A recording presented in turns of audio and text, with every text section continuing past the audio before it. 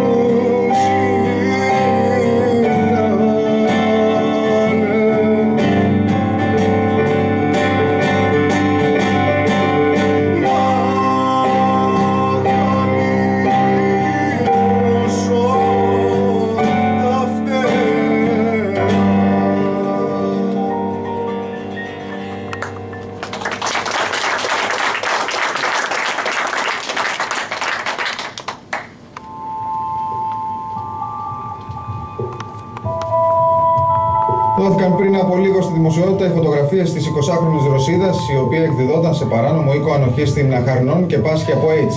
Εντοπίστηκαν σήμερα ακόμη 3 ιερόδουλες θετικές στον ιό του AIDS. Τίποτα, έχει στον ιό του AIDS.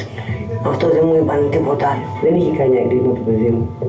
Έγκλημα δεν έκανε. Στο site της ελληνικής αστυνομίας υπήρχαν φωτογραφίες αμφάς, προφίλ, ολόσωμες, ονοματεπώνυμα. Πρώτη φορά είδαμε ουσιαστικά να ποινικοποιείται η οροθετικότητα και ανθρώπινα ερείπια να βγαίνουν με αυτόν τον τρόπο στις τηλεοράσεις. Εκατοντάδες γυναίκες υποβάλλονται σε εξαναγκαστική υγειονομική εξέταση χωρίς τη συνένεσή τους. Κανείς δεν ξέρει αν εκδίδονταν ή όχι, δεν βρήκαν καμία να συναλλάσσεται με πελάτη. Άλλες από αυτές ήταν άστοιχες σε κατάσταση βαριάς μακροχρόνιας τοξικοεξάρτησης. Τώρα πηγαίναμε με τη συνοδεία της αστυνομίας και άρα κανείς δεν μπορούσε να μας αρνηθεί τον έλεγχο. Όπως κάνουμε και με τα σκουπίδια, τα οποία δεν θέλει κανείς στην πόρτα του, αλλά τα έχουμε όλοι μας μπροστά στην πόρτα μας. Οι διαδικασίες που τηρήθηκαν ήταν από συνοπτικές έως προκλητικές. Φάνηκε ότι ήταν ένα πολιτικό παιχνίδι.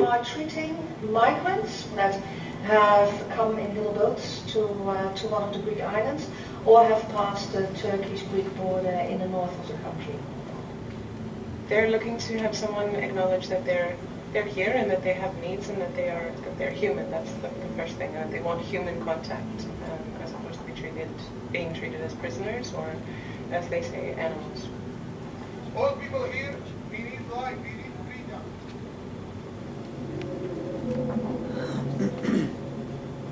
Ben seni sevdim, da dünyalara bildirdim. Ben seni sevdim, da dünyalara bildirdim. Enderdim kaşlarını, babani.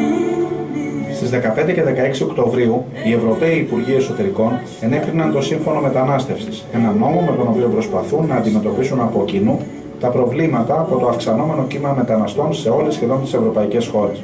Τις ίδιες ημέρες βρεθήκαμε στη Μυτιλήνη, στο κέντρο κράτησης της Παγανής, και είδαμε από κοντά εκείνους για τους οποίους υπογράφονται οι συμφωνίες αυτές, ή καλύτερα, εκείνους εναντίον των οποίων υπογράφονται οι συμφωνίες αυτές. Help us. In this room, 80 people. In all rooms? All room. Some room is 100, some room is 120. You know, all of it is like 900, 1,000 people. Everybody is sick. Too much virus inside. You know. One per week they clean. One thing per week. And also 80 people use one toilet. This is sickness, you know.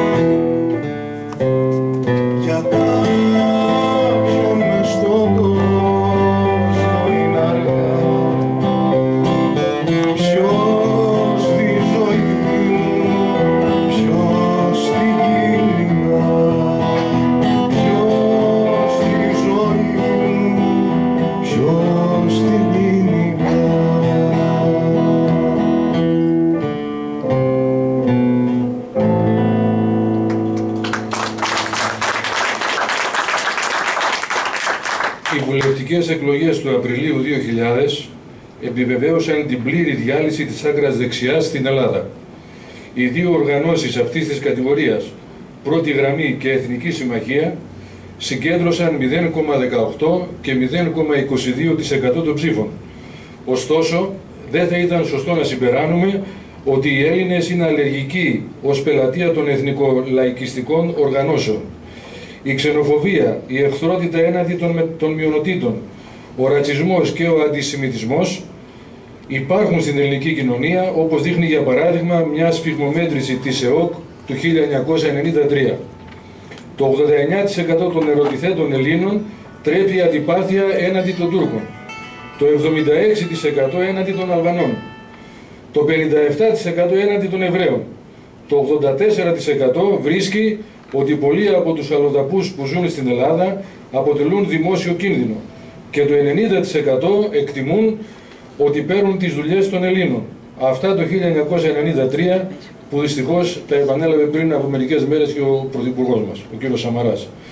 Σε μια χώρα όπου επικρατεί έντονος εθνικισμός και επιπλέον τα ξένα θρησκεύματα είναι μόλις και με τα βίας ανεκτά, ας σκεφτούμε ότι μέχρι πρόσφατα ο νόμος επέβαλε την υποχρεωτική αναγραφή του θρησκεύματος στις ταυτότητες.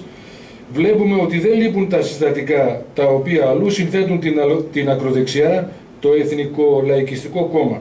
Μέχρι στιγμής πάντως καμία υπολογίσιμη πολιτική δύναμη δεν κατόρθωσε να επωφεληθεί από αυτή την κατάσταση.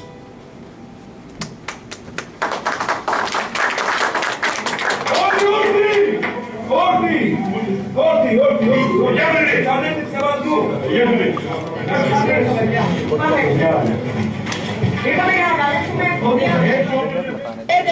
δημοκρατία. Κυρία Δούρα, αναφερθήκατε σε ένα θέμα προσωπικό του Μίλια των Ελληνικών και εμφανίζεται σήμερα. Οι οποίοι θα πάνε τη χώρα 500 χρόνια πίσω. Αν δεν περιμένουμε, όχι δεν περιμένουμε, θα πάμε 500 χρόνια πίσω τη χώρα.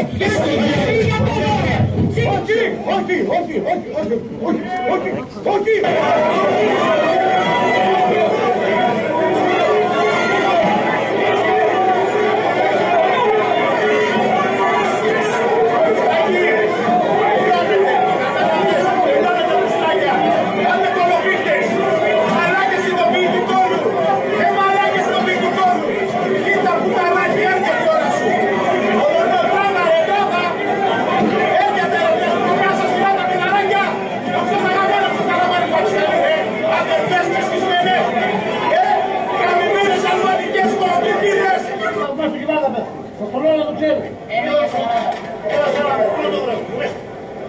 Από πού είσαστε?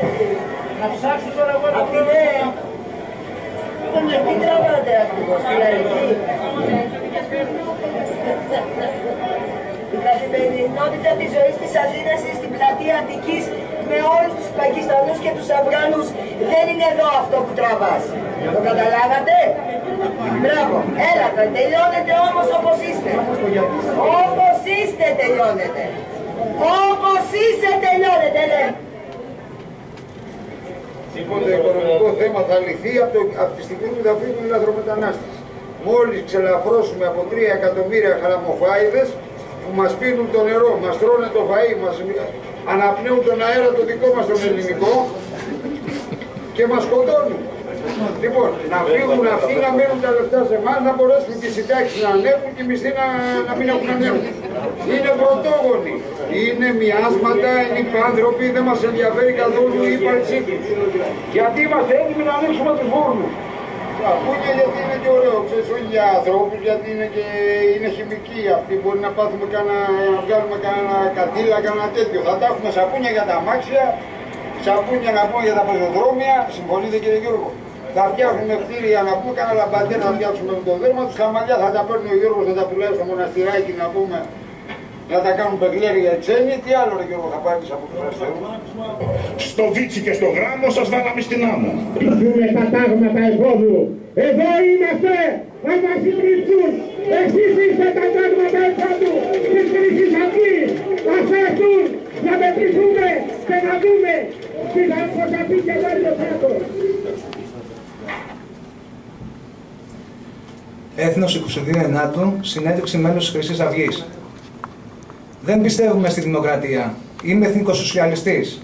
Πρότυπό μου είναι ο Χίτλερ και εξακολουθεί να είναι και δεν το κρύβω.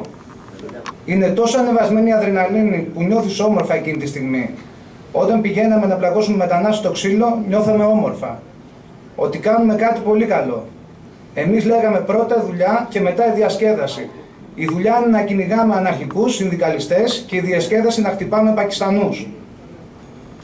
Έγινε ο κόσμος μια μεγάλη φυλακή και εγώ ψάχνω έναν τρόπο τα δεσμά να σπάσω. Έχω ένα μέρος που με περιμένει εκεί. Σε μια πολύ ψηλή κορφή πρέπει να φτάσω. Γι' αυτό απλώνω ξανά πολύ ψηλά τα δυο μου χέρια, για να κλέψω λίγο φως από τα λαμπερά αστέρια. Μην κοντοσταθείς αν πρόκειται να ακολουθήσεις, τα δόντια σφίξε γερά και μη δακρύσεις.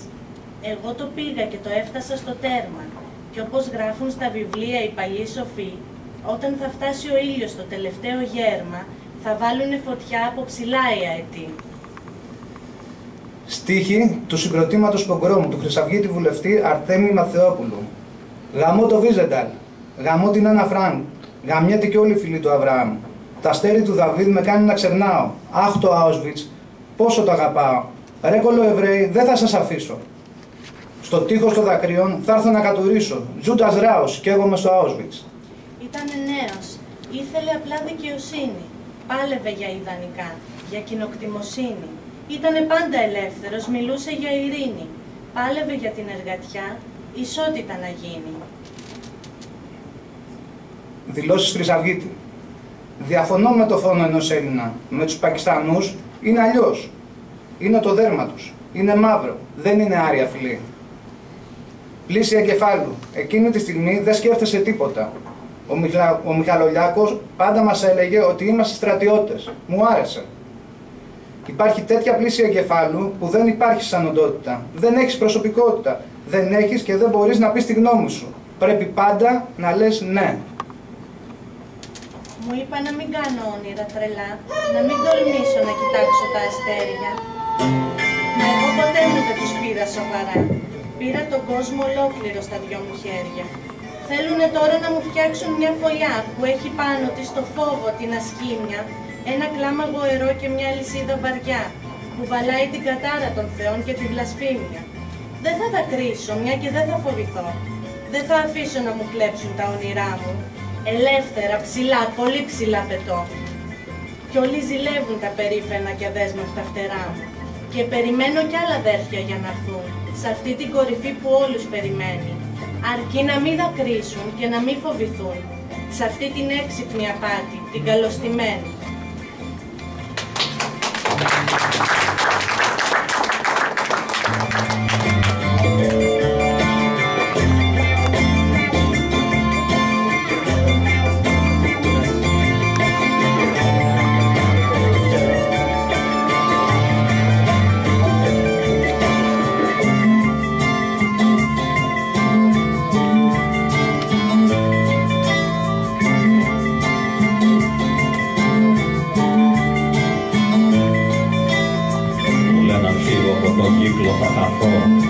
Στα όρια του μοναχά να γυροφέρνω και πως ο κόσμος είναι ανήμερο φεριό κι όταν δαγκώνει εγώ καλά είναι να σωπαίνω κι όταν φοβούνται πως μπορεί να τρελαθώ μου λένε να πάω κρυφά κάπου να κλάψω και να θυμάμαι πως αυτό το σκηνικό είμαι μικρός, πολύ μικρός για να τα αλλάξω. Μα εγώ με ένα άγριο περήφανο χορό σαν αετός πάνω από τους λίπες θα πετάξω. Σιγά μην κλάψω, σιγά μην φοβηθώ, σιγά μην κλάψω, σιγά μην φοβηθώ. Θα πάω να κλείσω μια φωλιά στον ουρανό, θα κατεβαίνω μόνο αν θέλω να γελάσω. Σιγά μην κλάψω, σιγά μην φοβηθώ, σιγά μην κλάψω, σιγά μην φοβηθώ.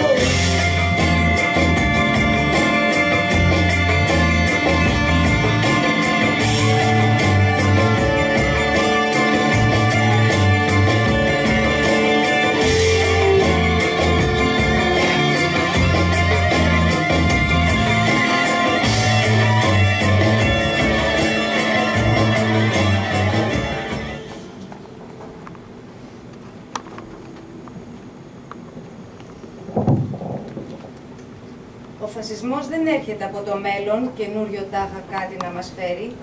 Τι κρύβει μες στα δόντια του το ξέρω, καθώς μου δίνει γελαστό στο χέρι. Οι ρίζες του το σύστημα αγκαλιάζουν και χάνονται βαθιά στα περασμένα. Οι μάσκες του με τον καιρό αλλάζουν. Μα όχι και το μίσος του για μένα. Ο φασισμός δεν έρχεται από μέρος που λούζεται στον ήλιο και στα γέρη. Το κουρασμένο βήμα του το ξέρω και την περίσσια νιώτη μας την ξέρει. Μα πάλι δεν απλώσεις σαν χολέρα, πατώντας πάνω στην ανεμελιά σου. Και δίπλα σου θα φτάσει κάποια μέρα, αν χάσεις τα ταξικά γυαλιά σου. Το φασισμό βαθιά κατάλαβε το. Δεν θα πεθάνει μόνος, τσάκισέ τον.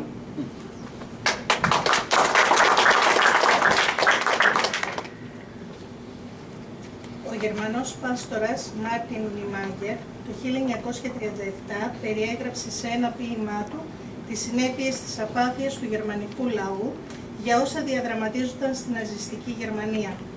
Ο ίδιος υποστήριζε το Χίτλερ μέχρι το 1933. Διαχώρισε τη θέση του και το 1937 κλείστηκε σε στρατόπεδο συγκέντρωσης. Βγήκε ζωντανός και έγραψε ως απόστεγμα της αυτοκριτικής του το παρακάτω γνωστό απόσπασμα που από λάθος αποδίδεται συνήθως στον Μπρέχτ.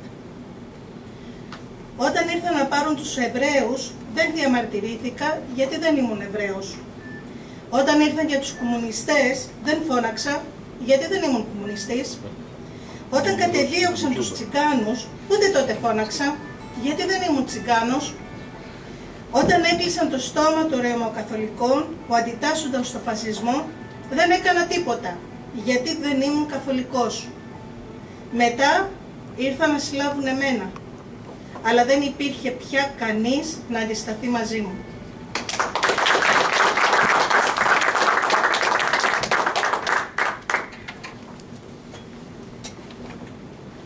Πόλη Λιάρ, ανόητη και μοχθηρή.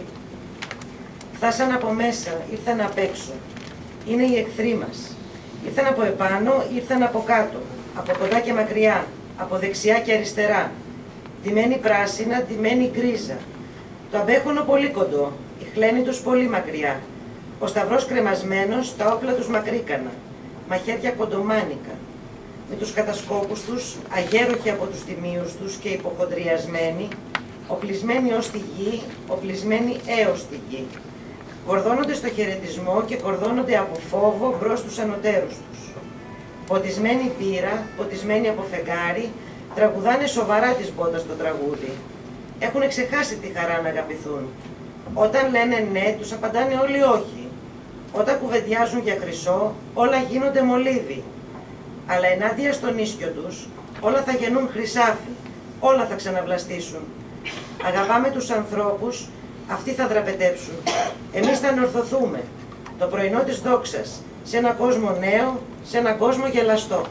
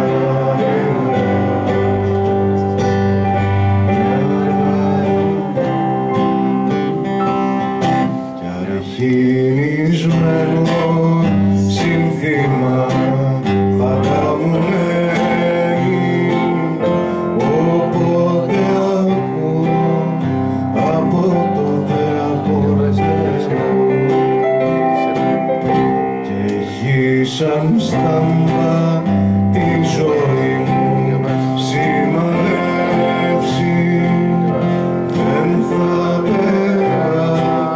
Δεν θα περάσει ο φασισμός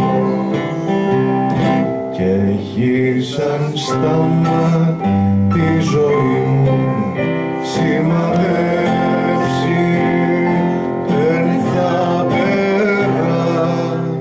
Δεν θα περάσει ο φασισμός.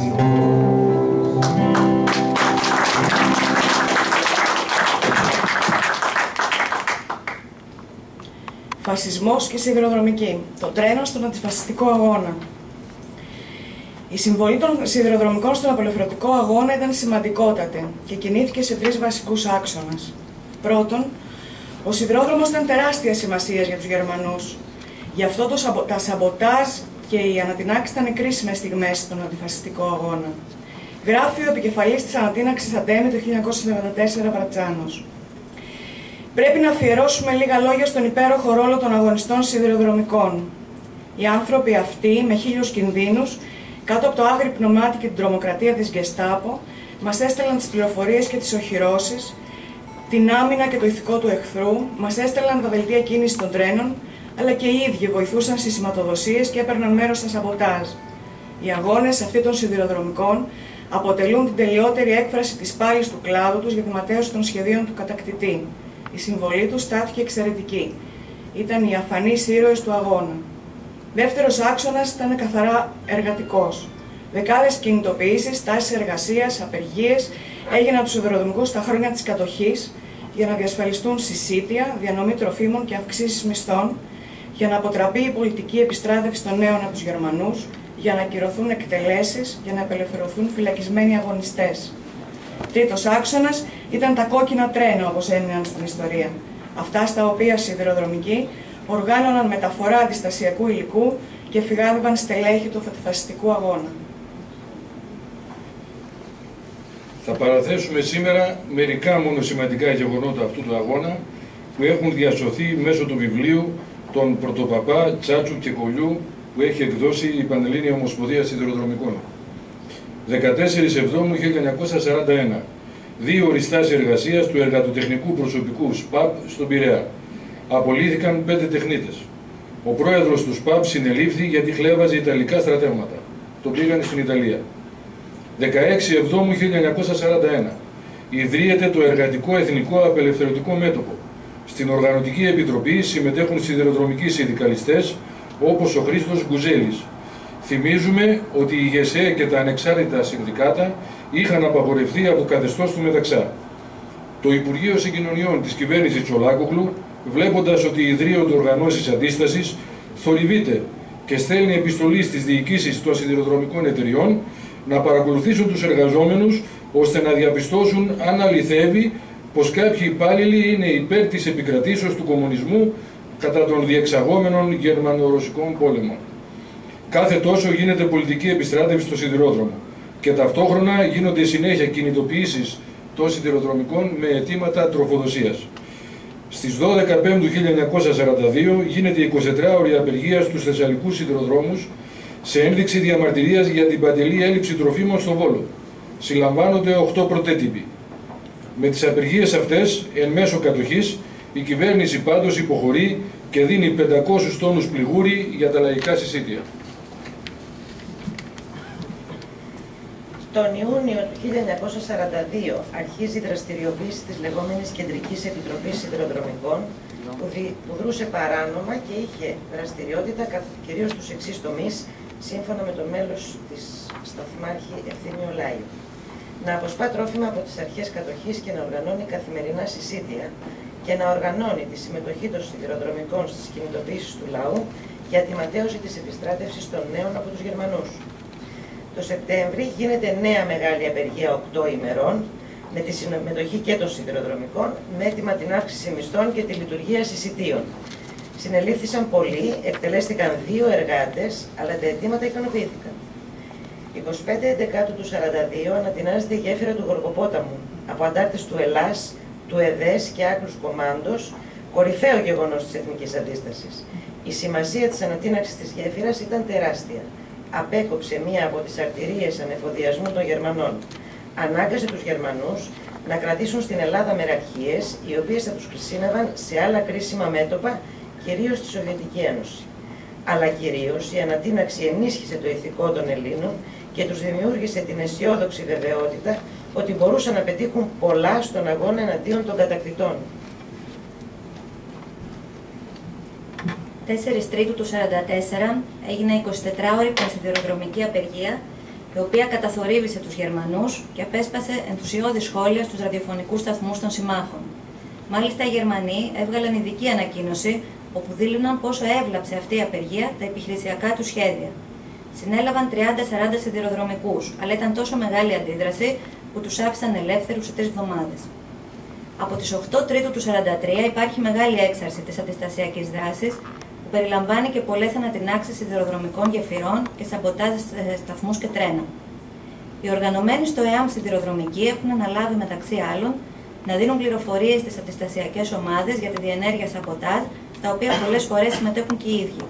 Επίσης, φροντίζουν να φυγαδεύουν με τρένα στελέχη του αντιφασιστικού αγώνα. Από τις αποθήκες εμπορευμάτων της Αθήνας φορτώνονται ακόμα και βαγόνια ολόκληρα, με ασύρματους, τρόφιμα, ρουχισμό, φάρμακα. Ακόμα και ραδιοπομπός που έγραφε ότι ήταν σταφίδες φορτώθηκε. Στις 2 Εβδόμου του 1943, στο εργοστάσιο της Λεύκας στο Πειραιά, όπου δουλεύουν 1.800 εργατοτεχνίτες, κηρύσσεται γενική απεργία από την Εργοστασιακή Επιτροπή. Παρά τις απειλές και τα όπλα των Γερμανών φρουρών του εργοστασίου, δεν μπήκε μέσα ούτε ένας. Στη σφαγή των Καλαβρίδων, ανάμεσα στους 1.100 άντρες που εκτελέστηκαν από τους Γερμανούς, είναι τουλάχιστον 5 σιδηροδρομικοί. Στις 19 Δευτέρου του 1944 ανακοινώνεται πως τελευταίως ευξήθηκαν σημαντικώς τα ατυχήματα κυκλοφορίας και ελιγμών. 2 κλειδούχοι στέλνονται σε στρατόπεδα συγκέντρωσης. 23 Δευτέρου του 1944 γίνεται το μεγάλο σαμποτάζ των τεμπών, ανατείναξη ομαξοστοιχίας και εκτροχίαση. Το σύνθημα έδωσε ο κλειδούχος Θανάσης Χεφάκης από το σταθμό των τεμπών. 4 Τρίτου του 1944. 24ωρη απεργία των σιδηροδρομικών σε Αθήνα και Πειραιά με πλήρη επιτυχία και με συνέπεια την παράλυση των μεταφορών. Οι Γερμανοί συλλαμβάνουν 250 εργάτες και υπαλλήλους, ανάμεσά τους και γυναίκες. Τους πήγαν στο Αβέροφ, γράφει ο τότε σταθμάρχης Νικητιάδης. Ψωμί καθόλου, ηθικό όμως ακμαίο. Βαριά η νύχτα, το πρωί φασίνασε στο τουαλέτα και πάτωμα. Στις 10 Τρίτου γίνεται η δίκη. Ένας συνάδελφος καταδικάζεται σε θάνατο, άλλοι σε φυλάκιση. Τα γεγονότα τρέχουν και στις 6 Ενάτου του 1944, 16 μέρες πριν αποχωρήσουν οι Γερμανοί χάρη στις πιέσεις πολλών σιδηροδρομικών, όλοι αποφυλακίζονται. Αξίζει να πούμε πως όλο το Μάρτιο του 1944 το BBC διατυμπάνιζε το γεγονός αυτό της απεργίας, που θεωρήθηκε σαν ένα από τα μεγαλύτερα γεγονότα της κατοχής στην Ευρώπη. Σε όσες ιστορίες αντίστασης εκδόθηκαν μεταπολεμικά, η απεργία αυτή των σιδηροδρομικών αναφέρεται. Τα νόμιμα σωματεία πάντως δεν ανέφεραν ποτέ την απεργία. Πρωτομαγιά του 1944. Ανάμεσα στους 200 εκτελεστέντες της Κεσαριανής, ένας οδηγός αμαξοστοιχίας. Πρωτομαγιά του 1944. Ογκοδέστατες επιτροπές σιδηροδρομικών παρουσιάστηκαν στους Έλληνες και Γερμανούς προϊσταμένους τους με αιτήματα να διαλυθούν τα τάγματα ασφαλείας και να αποφυλακιστούν οι φυλακισμένοι σιδηροδρομικοί. Οι Γερμανοί, για να αντιμετωπίσουν πια τις ανατινάξεις, εφαρμόζουν το σχέδιο που έμεινε γνωστό ως κλούβες. Μπροστά από το τρένο βάζουν ένα ανοιχτό βαγόνι με σειρματόπλευμα, όπου βάζουν 20 με 30 κρατούμενους.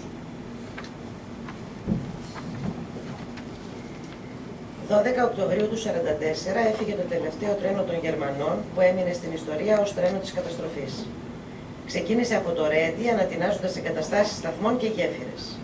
Την ίδια μέρα, αντιστασιακοί, μεταξύ των οποίων ο σιδηροδρομικός Καλαμπόκης, φρόντισαν να διασώσουν το εργοστάσιο ΣΕΚ και ΣΠΑΠ στο Πειραιά, όπου δινόταν η μεγάλη μάχη του Ελλάς.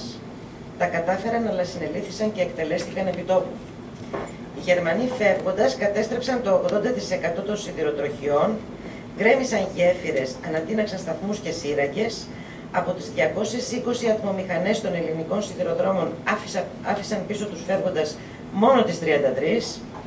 Από τα 312 επιβατικά βαγόνια βούτυξαν τα 306 και άφησαν μόνο 6. Και από τα 4.544 φορτηγά βαγόνια των ελληνικών σιδηροδρόμων άφησαν πίσω τους 63. Στη στις 5 Νοέμβρη του 1944 οι σιδηροδρομικοί έκαναν την πρώτη ελεύθερη πανσιδηροδρομική συνέλευση στο Δημοτικό Θέατρο Πειραιά.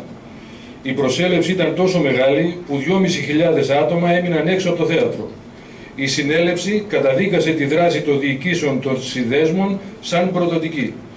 Ενέκρινε τη δράση της ΚΕΣ που καθοδήγησε σε όλη τη διάρκεια της κατοχής τους αγώνες των σιδηροδρομικών, τόσο για την επιβίωσή τους όσο και για την εθνική απελευθέρωση. Ενέκρινε την ανασυγκρότηση της Πανελλήνιας Ομοσπονδίας Σιδηροδρομικών. Το πρώτο αίτημα της Ομοσπονδίας, και ελπίζω να μην είναι και το τελευταίο, ήταν να μην δοθεί ο σιδηρόδρομος σε ιδιώτες.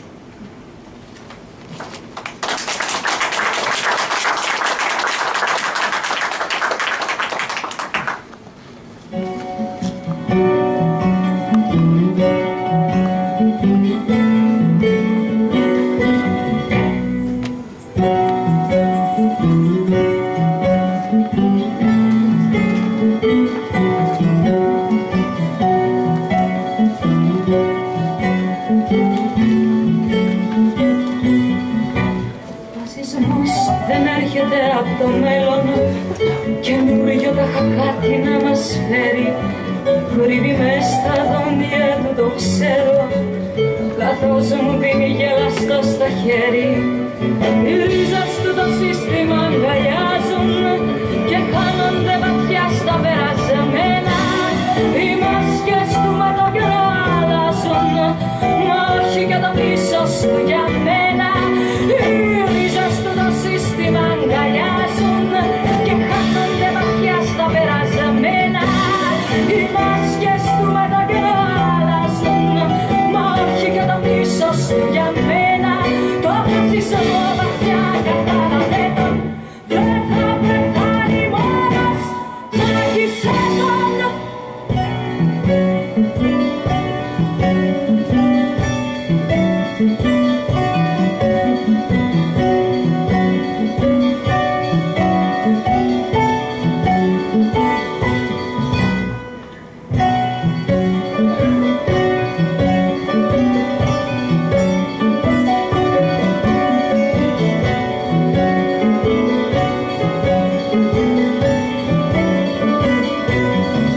Ο φασισμός δεν έρχεται από μέρος που λούζεται στον ήλιο και στα γέρη.